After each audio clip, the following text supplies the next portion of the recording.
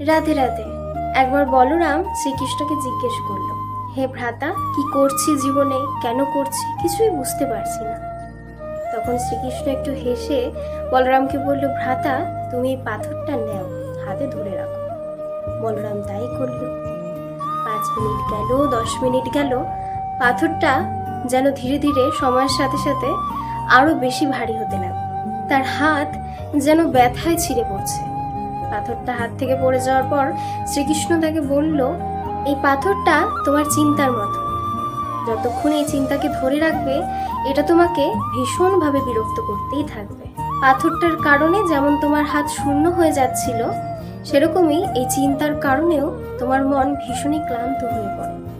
সময় থাকতে থাকতে তুমি যদি এই চিন্তাকে ছেড়ে না দিতে পারো, তবে তুমি কখনোই শান্তিতে থাকতে পারবে না।